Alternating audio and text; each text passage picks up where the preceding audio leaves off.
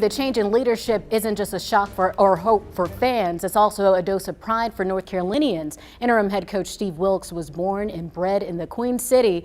WFNY News 2's Sean Higgins continues our team coverage. He spoke with one of Wilks' former schoolmates and a former teammate about what the new role means to them.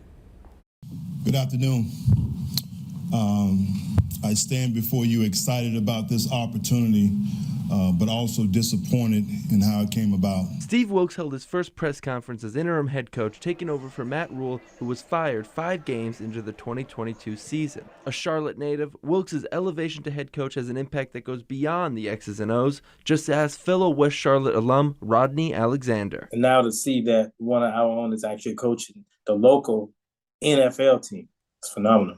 Alexander says Wilks was a couple years behind him at West Charlotte, but he's heard nothing but good things about the Panthers' new interim head coach. Avery Hall, who played with Wilks at App State, backs that up. He's a good husband, he's a good father, and he's a leader of men. Steve Wilks is now one of 6 minority head coaches in the NFL and just one of 4 black coaches in a league where nearly 70% of players are black. That's another element on top of the fact that it's a local guy, the fact that he's a black coach that went to a local school that I attended, and that's another whole element of how the sensation feels. Charlotte is dear to Wilks' heart, and he understands the torch he bears. He hopes that he is a great example to those in the city that he grew up in. But at the end of the day, Wilks has no intention of being the story, with his full focus on getting the Panthers organization moving in the right direction. I never want to try to put the spotlight on me.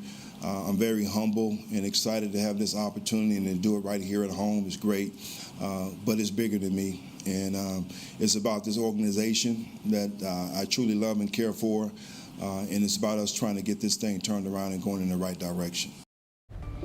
You know, honestly, I'm looking forward to this. I'm curious to see what can happen. I don't know how long it's going to take before we start to see something that we like to see, but I mean, I'm positive. I'm remaining positive. Yeah.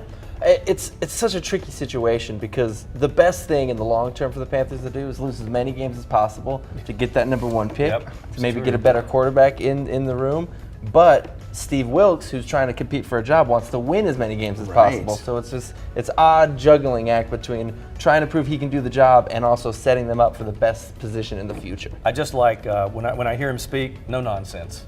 You know, it's like smash mouth football. We're going to get out there. We're going to keep going one day at a time. That's a very important key from a head football coach, especially in the NFL when you're coaching men. I just feel I'm excited for Coach Wilks, but I'm a little nervous because, I mean, he's been down this path before, and he was only really given a full year in Arizona. That didn't work out. They tanked again for another quarterback, and he was out.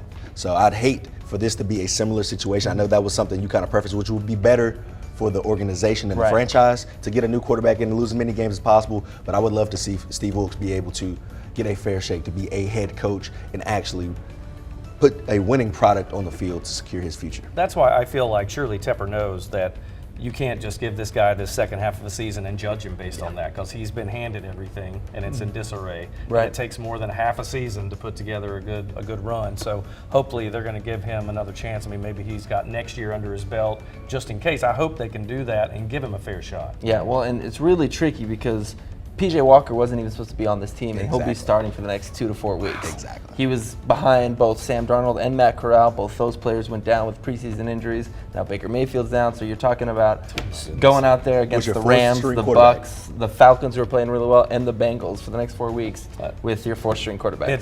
It's time for hook and ladder fumble-rooski. Yeah, well, and that's the thing. The annexation of Puerto Rico. Well, they've got nothing to lose, right? They've just got nothing. They're a bad team. They're the worst team in the NFL right now in terms of standings. So why not? Show us what you got.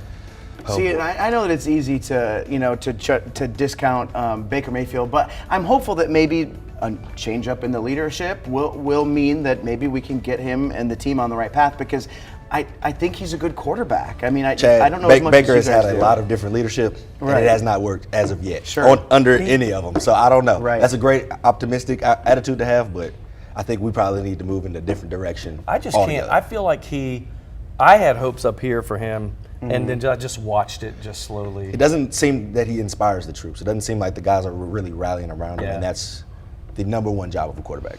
Well, we will wait and see.